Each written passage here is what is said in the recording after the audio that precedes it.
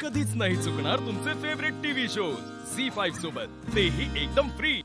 विनायकराव, माणसाच्या हातात काम नसलं ना की जो डोक्यात काहीतरी विचार घालून घेतो एवढं मात्र नक्की. म्हणजे तुम्ही आत्ता काहीतरी डोक्यात घालून घेतलंय. अहो बापू, विचार कुणाला सुटलेत का? बरोबर आहे तुमचं.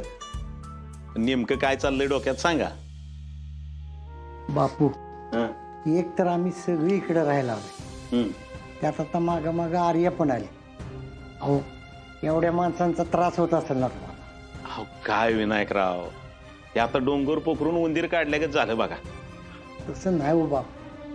अहो, माणसं वाढली की सगळं बदलतं. तसं नाही विनायकराव, आपण आत्ता राहतोय का एवढ्या माणसांच्यात? उलट आपल्यासारख्या माणसाला आजूबाजूला माणसं नसतील तर त्रास होतो. खरं आहे का नाही? माणसांचा कसला आलाय त्रास? बापू, हं? तुमचा जो चांगुलपणा आहे ना, तो समजा आपलीत उतरलाय बघ. हा, पण जे चाललंय ना ते बराबर नाही चाललं बा. काय जरा थोडं उलगडून सांगा मला. बापू, अहो, अर्जानं आपलीनं अमोल समोर आर्याला घास भरवला. ते दिसायला काय चांगलं दिसतंय काही? आता बघा विनायकराव, मला कळतंय, तुम्हाला कळतंय, पण त्या अर्जुनला कळायला पाहिजे ना. तुम्हाला मला कळून काय फायदा आहे? अहो, त्याला कळायचं तेव्हा कळेल, पण मी आता माझ्या समोर असं होऊ देणार नाही. असं नाही मग काय करणार आहे तुम्ही? हे बघा बापू, मी अर्जाला सांगून टाकतो काय? की तुला जर का आर्याबरोबर राहायचं असेल ना तर तू जा तिकडच्या घरी. इकडे आम्ही सगळे बाकीचे आप्यान अमोलची काळजी घेऊ. हो विनायकराव, काय बोलताय तुम्ही? अहो, बरोबरच बोलतोय बापू. किती दिवस आपण आता तेच गाणं ऐकत बसायचं? अहो बापू, तुम्ही एक समजूतदार आहे म्हणून. तुमच्या जागी दुसरा कोणी असता ना तर नाही ते ऐकवलं असतं अर्जाला. अहो पोरं आहेत ती, आणि त्यांच्या ह्या वयात आपण त्यांना समजून घ्यायचं नाही तर कोण समजून घेणार? नाही बापू, अहो, मर्यादेपलीकडचा समजूतदारपणा कधी कधी दुबळेपणा ठरतो माणसाचा. अहो, अर्जाला सुद्धा कळायला पाहिजे. अहो, हीच रोकटोक निर्णय घ्यायची वेळ आहे. हा बघा विनायकराव, अर्जुनला काय सांगायचं काय नाही सांगायचं हे तुमचा निर्णय. पण मला विचाराल तर मी सांगेन, अर्जुनला जो निर्णय घ्यायचा आहे ना तो घेऊ द्या. हे बघा, माग तुमचा ऐकून त्याने एक निर्णय घेतला, त्या निर्णयाचा तुम्हालाच त्रास झाला. हा, हे बरोबर आहे. मग तेच सांगतोय मी, माझा ऐका.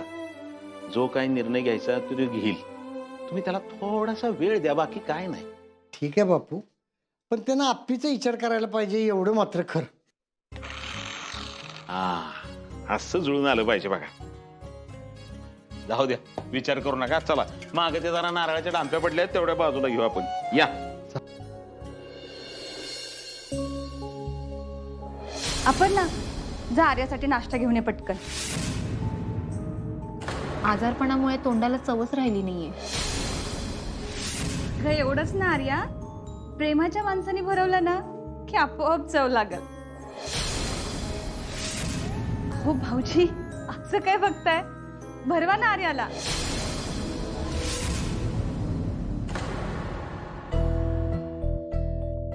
साहेब, कधी कधी झालेले गुन्हे बघून आहे का नाही, वाटतं की आपण माणूस आहे का नाही.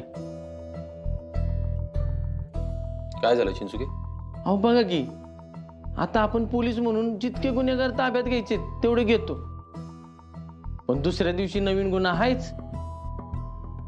हा, आता सूर्य मावळणार म्हणून हातावर हात धरून बसून चालणार आहे का चिंचुके? आपण आपलं काम करत राहायचं. हा ना. अरे मावशी, तू जोपर्यंत नीट होत नाहीस ना तोपर्यंत मी इथे चित्र काढत बसणार.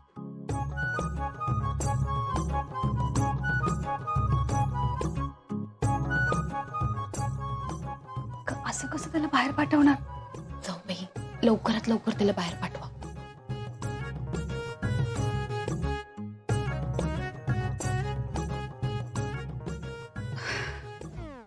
अमोल बाळा, झालं का रे तुझं चित्र काढून? आता लगेच कसं होईल काकी? मग काकी, अजून खूप वेळ जाईल माझं चित्र काढायला. तू कंटाळला असती तर जाऊन झोप. अरे तसं नाही बाळा, पण तू तरी किती वेळ एका जागेवर बसणार ना? जा, बापू आणि बाबांना भेटून ये. मी त्यांना भेटून आलोय काकी. आज मी फक्त आराम मावशीचीच काळजी घेणार. अमोल, अरे बाळा, माझी एवढी काळजी नको करू. ते बोलले ना तू देवासारखी आहेस कारण तू पाहुणी आहेस.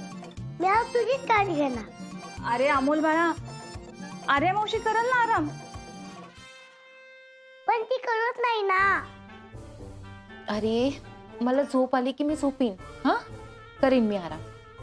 अरे मावशी, मी आजारी असलो की मा मला खूप झोपायला सांगते. का रे बाळा? मा म्हणते की झोप घेतली तर लवकर बरं होता येतं. तू पण झोप घे. अरे मला आहे ना झोप आली की मी झोपीन. हा मी तुला सांगितलंय ना की झोप म्हणून आराम कर. काकी एक काम कर, तुझा मी आहे तर अरे मावशी काळजी घ्यायला. नको, मी थांबते ना जा इथे. जा ना. जा जा. अरे अमोल बाळा, नाही जा ना. बर जा ना काकी. ठीक आता आहे. तुला पण मोबाईलसारखं सांगावं लागतं का? जा जा. जाते जा ना. जाते. जा जा ना. अरे मावशी तू झोप. अरे झोप ना. अरे पण नको ना मी झोप. नाही झोप तू.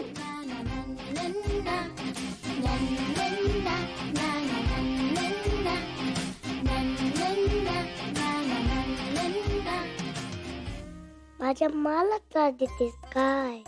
आता तुझी काळजी सिंबात करणार आहे मावशी. 1 2 3. रुपाली ताई, मोना. रुपाली ताई, सॉरी, खरंच चुकून लागलं. खरंच सॉरी.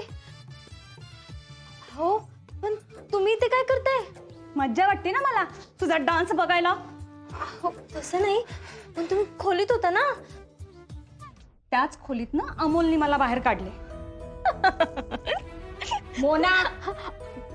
सॉरी रुपाली ताई, पण छोटे सरकार करामती आहेत ना. हो का? मग अमोलच्या करामती कामी येऊन अपर्णा आणि भाऊजी एकत्र आले ना की मग कळल तुला. हो असं का बोलताय रुपाली ताई तुम्ही? मोना खरं तेच बोलतेय मी. आणि तुला जर वाटत असेल ना असं होऊ नये तर असं हसण्यापेक्षा मदत कर माझी. हा सांगा, काय मदत करायची आहे?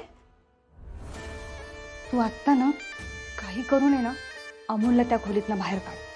अगं आर्याची काळजी मीच घेणार म्हणून अडून बसलाय त्या खोलीत तो. काय बोलली होती रुपाली ते तुम्हाला? छोटे सरकारना समजायला सोपे नाहीत. पण मी सुद्धा मोना आहे, तुम्ही काळजीच करू नका. काय करणार आहेस तू मोना? तुम्ही वर जा आणि बाहेर थांबा, मी आलेच.